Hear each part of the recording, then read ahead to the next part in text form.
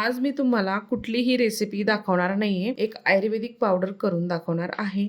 तर अजून जांभळाचे सीझन चालू आहे, तर जांभळाच्या बियाची पावडर कशी करायची ते बघूया। आरोग्यासाठी खूप फायदेशीर आहे, तर व्हिडिओ स्किप न करता संपूर्ण बघा। नमस्कार, मी ज्योती, ज्योतिष किचन मध्ये सर्वांचं खूप खूप स्वागत आहे। चला सुरुवात करूया। मी ते सुकलेल्या जांभळाच्या बिया घेतलेल्या आहे, छान त्या 2 दिवस उन्हामध्ये वाळू घालून घेतलेल्या होत्या। छान हिरव्या बघून घ्यायच्या आहे आपल्याला, अशा फोडून बघायच्या।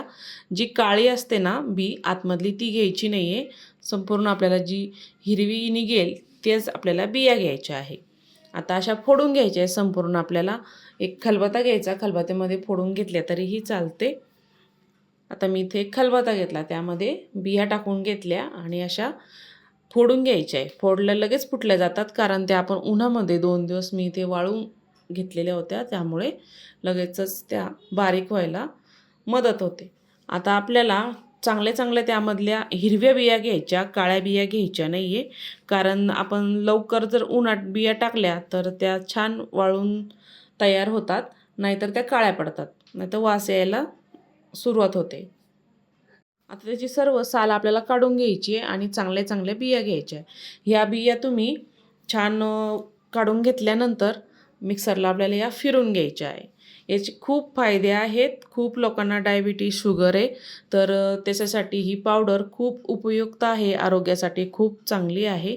याची छान अशी पावडर करून आणि परत उन्हामध्ये एक 1-2 तास छान कडक उन्हामध्ये वाळू घालायची आणि डब्यामध्ये भरून ठेवायची। आता मी ते सर्व बिया काढून घेतल्या चांगल्या चांगल्या आणि मिक्सरच्या भांड्यामध्ये टाकून घेणार आहे। त्या ओल्या असतात, फोडल्या का लगेचच त्या मिक्सरला फिरून घ्यायच्या, छान पावडर करून घ्यायची, तेव्हाच त्या छान बारीक होतात। या पद्धतीने मी इथे पावडर तयार करून घेतली आणि ही पावडर नंतर पुन्हा उन्हामध्ये वाळू घालायची, म्हणजे छान ते जास्त दिवस ही पावडर टिकते। आता मी एका ताटामध्ये ही पावडर काढून घेतलेली आहे आणि मी पुन्हा उन्हामध्ये छान वाळून घेणार आहे। आणि शुगर पेशंट जर असेल तर 1 चमचा सकाळी पाण्यामध्ये, थंड पाण्यात किंवा कोमट पाण्यामध्ये तुम्ही पावडर घेऊ शकता आणि 2 टाईम घेतले तरीही चालतं, कारण खूप शरीराला याचे खूप फायदे आहेत, फायबर आहे।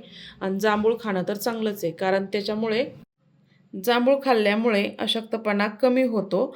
तसंच कोणाला जर पित्त असेल तर योग्य प्रमाणामध्ये जांभूळ जर खाल्ले तर पित्ताचा त्रासही कमी होतो, डायजेशन चांगलं होतं। तर सीझन आलं ना तर जांभूळ नक्की खा आणि त्याच्या बिया फेकून देऊ नका, छान त्याची पावडर तयार करा, कारण हे पावडर वर्षभर परत मिळत नाही। आता मिळतं, पण घरच्या घरी अशा पद्धतीने जांभळाच्या बियाचं पावडर नक्की तयार करून बघा। तुम्हाला आजचा व्हिडिओ कसा वाटला आणि आजची माहिती कशी वाटली, आवडली असेल तर ज्योतिष किचन चॅनलला नक्की सबस्क्राईब करा, बेल आयकॉनला क्लिक करा, म्हणजे नवीन रेसिपीचे नोटिफिकेशन सर्वात आधी तुम्हाला मिळेल। फेसबुकवर बघत असाल तर फॉलो करा। संपूर्ण व्हिडिओ बघितल्याबद्दल सर्वांचे धन्यवाद।